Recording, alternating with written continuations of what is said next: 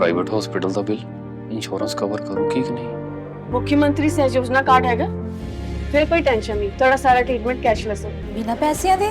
जी हाँ, ਹਰੇਕ ਨਾਗਰਿਕ ਜਿਹੜਾ ਹੈ ਉਹ ਮੁੱਖ ਮੰਤਰੀ ਸਿਹਤ ਕਾਰਡ ਜਦੋਂ ਬਣ ਗਿਆ ਤਾਂ ਉਹ 10 ਲੱਖ ਰੁਪਏ ਦਾ ਮੁਫਤ ਤੇ ਕੈਸ਼ਲੈਸ ਜਿਹੜਾ ਇਲਾਜ ਕਰਾਉਣ ਦੇ काबिल भी होगा, एलिजिबल भी होगा। पंजाब सरकार लेकर आई है दुनिया की पहली सेहत योजना। अब पैसे के कारण पंजाब का कोई भी नागरिक बढ़िया इलाज से वंचित नहीं रहेगा।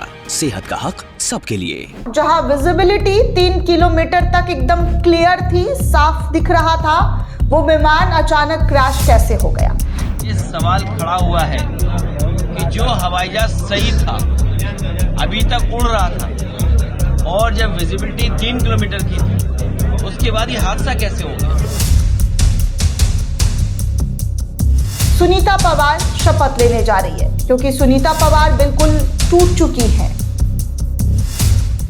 शपथ से ठीक पहले राजनीति परिवार के सबसे ताकतवर नेताओं में से एक नेता अजीत पवार, और एक ऐसा सवाल जो अब पूरे देश में गूंज रहा है।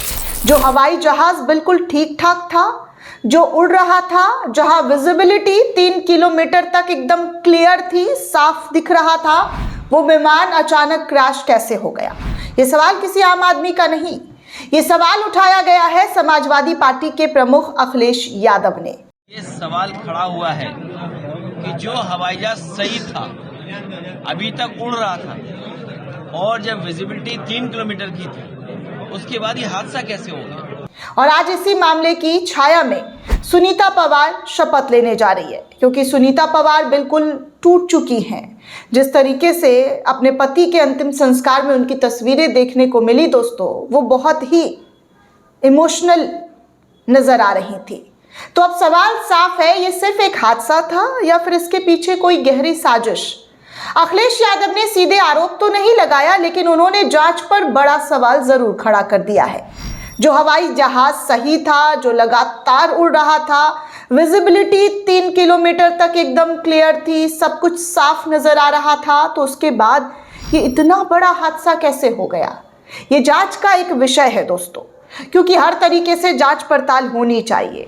और आज शपथ ग्रहण होने वाला है, और शपथ ग्रहण से पहले अखिलेश यादव का ये बयान अपने आप में कई मायनों पर सोचने को मजबूर कर देता है।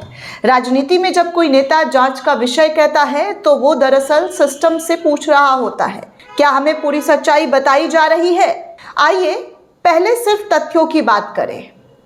सबसे पहले मैं तथ्यों पर जाना चाहूंगी, उसके बाद आगे जो है आपको खबरें बताऊंगी। तो बिना भावनाओं के विमान टेक ऑफ से पहले एयरवर्थी बताया गया। मौसम विभाग के मुताबिक कोई घना कोहरा भी नहीं था। विजिबिलिटी लगभग 3 किलोमीटर तक दिखाई दे रही थी। पायलट अनुभवी बताया जा रहा था। 16,000 घंटे विमान उड़ाने का रिकॉर्ड है। कोई इमरजेंसी कॉल आखिरी पलों में सामने भी नहीं आई अब तक कि कोई इमरजेंसी कॉल लिया गया हो। फिर सवाल उठता है कि अगर सब कुछ सामान्य था और अचानक सब कुछ गड़बड़ कैसे हो गया? आज का दिन और भी अहम इसलिए है क्योंकि आज सुनीता पवार शपथ लेने जा रही हैं दोस्तों। शपथ लेने से पहले सुनीता पवार को, उनके पूरे परिवार को सच तो जानने के लिए वो इच्छुक होंगे ही। कभी कभी हादसा जो है बहुत कुछ कह जाता है, सवाल बन जाता है। हादसे के बाद चुप्पी, जांच रिपोर्ट में देरी, और अब सत्ता की शपथ। क्या ये सिर्फ टाइमिंग है या फिर हर बड़े राजनीति घटनाक्रम से पहले कुछ सवालों को दबा दिया जाता है? हम साजिश का आरोप बिल्कुल भी नहीं लगा रहे, किसी पर भी आरोप नहीं लगा रहे, क्योंकि ये जांच का विषय है और जांच पूर्ण रूप से होनी चाहिए। अजीत पवार मामले में जिस तरीके की चीजें नजर आई है, उसको लेकर हर कोई जानना चाहता है। लेकिन इतिहास गवाह है कि भारतीय राजनीति में कई हादसे के बाद सिर्फ हादसा नहीं निकला है। तो सवाल यह है कि क्या टेक्निकल फॉल्ट की पूरी रिपोर्ट पब्लिक हुई है? ब्लैक बॉक्स डेटा पर इतनी खामोशी क्यों है? अब तक कोई जानकारी, कोई भी डिटेल निकलकर सामने क्यों नहीं आया?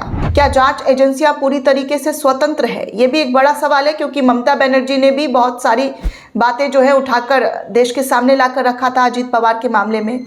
अगर जवाब हाँ है तो रिपोर्ट सामने क्यों नहीं आई? दूसरा पक्ष भी उतना ही जरूरी है। एविएशन एक्सपर्ट्स कहते हैं कई बार micro technical failure, human error या अचानक सिस्टम शटडाउन बिना किसी चेतावनी के बड़ा हादसा कर सकता है। इस पहलू पर भी ध्यान लोगों को देना चाहिए, क्योंकि बहुत सारी बार होता है कि ह्यूमन एरर हो जाता है, बहुत सारी बार जो है अचानक से हादसा हो जाता है। तो क्या ये एक दुर्भाग्यपूर्ण लेकिन सामान्य एविएशन हादसा था? अगर ऐसा है तो पारदर्शिता से किसी को भी डरना नहीं चाहिए और जो सच है वो देश को बताना चाहिए, देश के आम नागरिकों को जानना चाहिए। आज सवाल किसी पार्टी का नहीं, किसी नेता का भी नहीं, सवाल जनता का है। जब शपथ ली जा रही हो तब सच की भी शपथ क्यों नहीं? पूरी जांच रिपोर्ट कब आएगी? जवाबदेही किसकी होगी? और क्या भविष्य में ऐसे सवाल उठने वालों को देशद्रोही तो नहीं कहा जाएगा? शायद ये हादसा था, शायद साजिश, क्या था मुझे भी नहीं पता, क्योंकि जो रिपोर्ट सामने आ रही है, जो बयान सामने आ रहे हैं वो मैं आपको लगातार दिखा रही हूँ। या शायद वो सच्चाई जो अभी पर्दे के पीछे है और किसी को पता भी ना हो।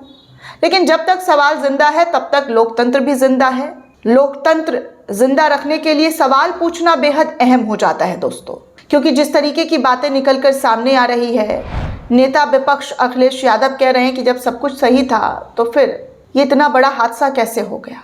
ये देश का सवाल है, देश की जनता का सवाल है, अजीत पवार के समर्थकों का सवाल है, अजीत पवार के चाहने वालों का सवाल है, क्योंकि जिस तरीके से अजीत पवार इस दुनिया को छोड़कर गए हैं उनके पीछे कई सारे सवाल तो छूटे ही हैं, लेकिन उन सवालों के जवाब को ढूंढा जा रहा है, जांच एजेंसियां ढूंढ रही है और हम इंतज़ार कर रहे हैं कि आखिर इस पूरे हादसे के पीछे क्या था, किस तरीके की गलती थी, क्या था, वो सब जानने के लिए इच्छुक है।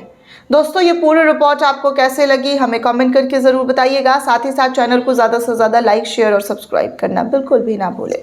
जय हिंद, जय भारत।